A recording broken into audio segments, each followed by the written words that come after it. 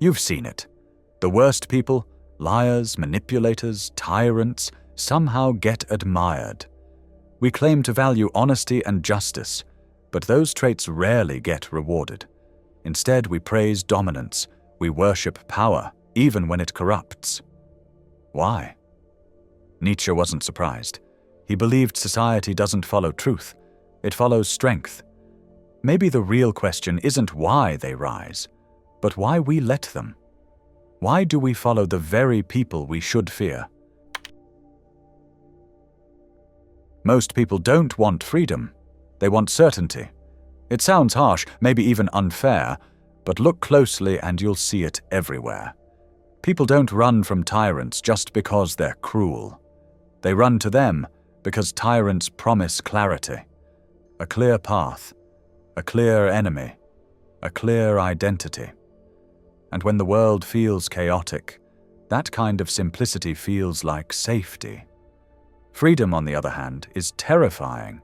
It demands something uncomfortable, thinking for yourself, acting without a script, taking responsibility for your choices, your beliefs, your failures. That kind of freedom isn't convenient. It's lonely. It's messy. It doesn't come with applause. It doesn't hand you a flag and tell you who to hate.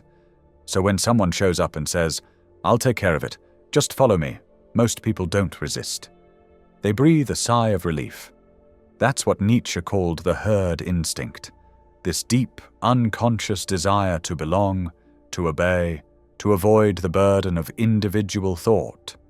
It's not about logic, it's about fear. The fear of standing alone in a world without clear answers. Corrupt leaders understand this perfectly. They offer you an identity already made, us versus them, good versus evil, loyal versus traitor. They don't ask you to question. They give you something to believe in, even if it's built on lies. And for most, that's enough. You see it in politics all the time. People don't vote based on ideas. They vote based on sides. They pick a team and then defend it blindly. Not because they deeply understand the issues, but because choosing a side feels safer than standing alone. Certainty becomes more valuable than truth. Nietzsche saw this herd behavior not as a flaw, but as a feature of society, a system that survives not through insight or virtue, but through obedience. And that's the uncomfortable part. Corruption doesn't rise against the people. It rises through them, through their silence, their passivity, their craving to be led. So maybe the next time someone speaks with too much certainty, too much conviction, too little doubt, pause. Ask yourself, do I admire them because they're right? Or because I'm tired of not knowing what to believe? Because that's where it starts, the surrender. And from here, it only gets darker. Let's keep going. And once you surrender, something strange begins to happen. You stop noticing who's leading and start responding to how they lead. Not with wisdom, not with depth, just with volume. Because in a world that craves certainty, the loudest voice always wins. The one who speaks with confidence, who never hesitates, who pounds the table and says, "This is how it is." That person becomes the leader. Even if they're completely wrong. We mistake dominance for brilliance. You've seen it. The person who interrupts the most gets the spotlight. The one who oversimplifies becomes the thought leader.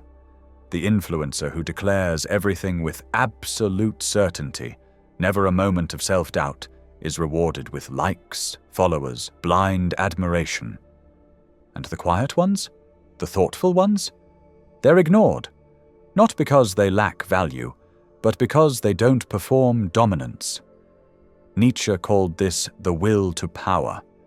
He believed that many rise, not because they're better, not because they're wiser, but because they want it more, because they push harder, shout louder, and fight for attention without shame.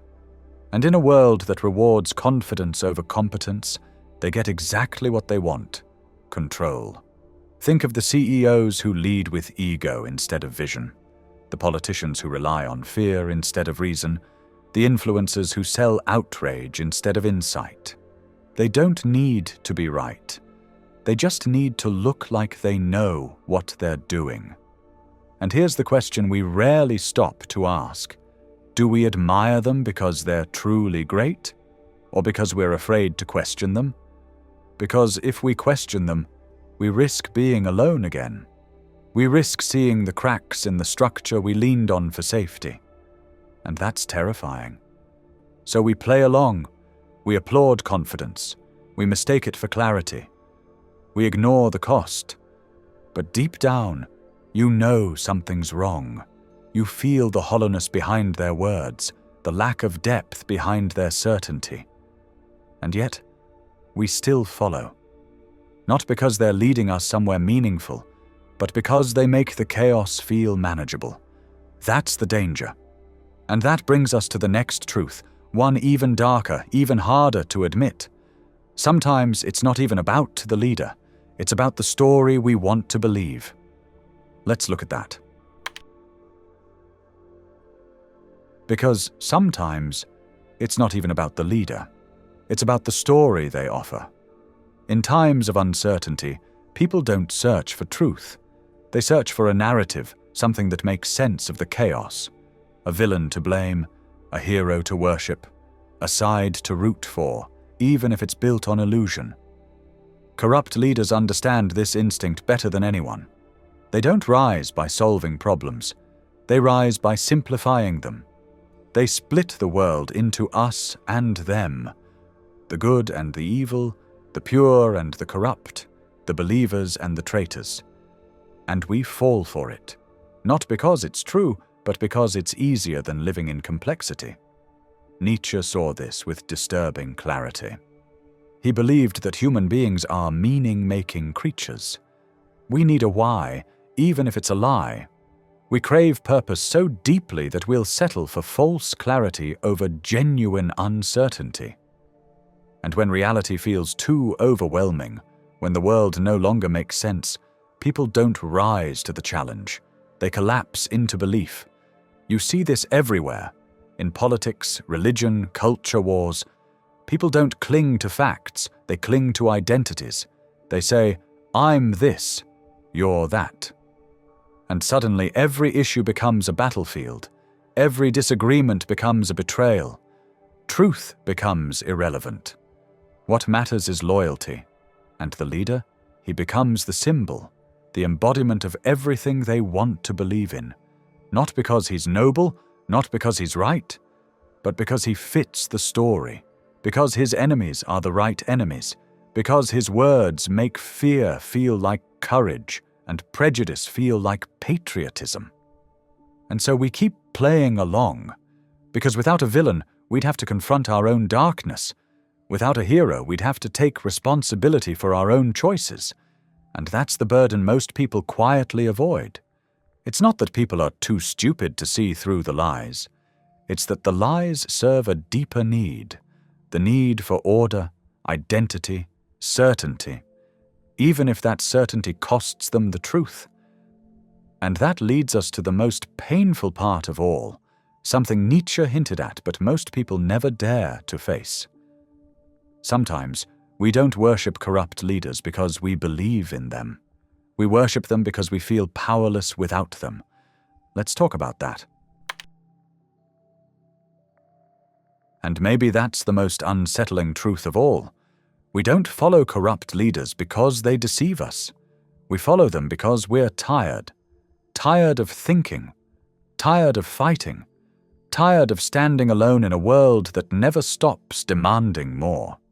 When you feel powerless, truly powerless, there's a strange comfort in giving that power away. In surrendering it to someone who says, I'll handle it, just follow me. This is where Nietzsche's concept of slave morality begins to echo. Quietly, but deeply. He believed that when people lose the ability to shape their lives with strength, they begin to glorify weakness. They begin to turn obedience into virtue, submission into morality, powerlessness into a form of purity. And it sounds noble. It sounds spiritual, but it's a trap. Because in that state of learned helplessness, any figure who promises protection becomes sacred, no matter how cruel, corrupt, or dishonest they are. The oppressed begin to glorify their oppressors, not because they're blind, but because hope is harder than worship. Responsibility is heavier than faith.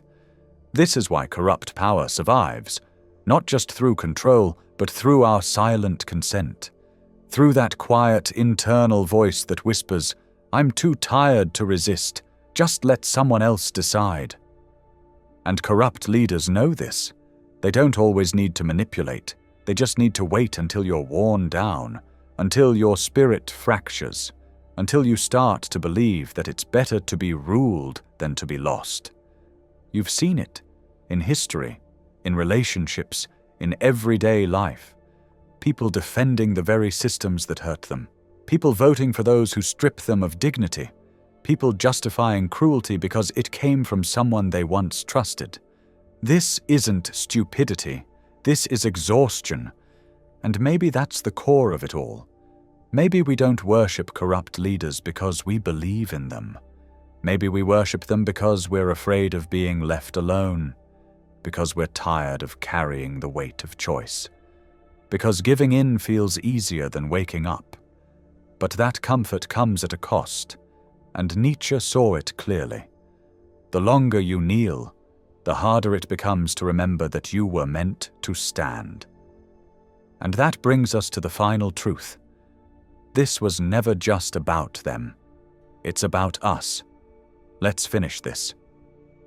We love to point fingers at the corrupt, the powerful, the broken systems. But Nietzsche's warning wasn't just about them, it was about us. He believed corruption doesn't thrive on force alone. It thrives on our silence, our comfort, our refusal to think when thinking hurts. We say we want change, but deep down, we often want relief. Someone to lead, someone to blame, someone to save us from the burden of responsibility. But the truth is brutal.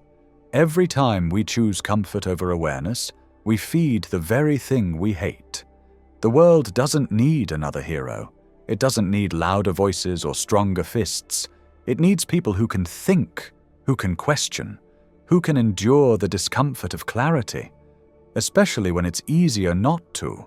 That's where change begins, not with them, with you.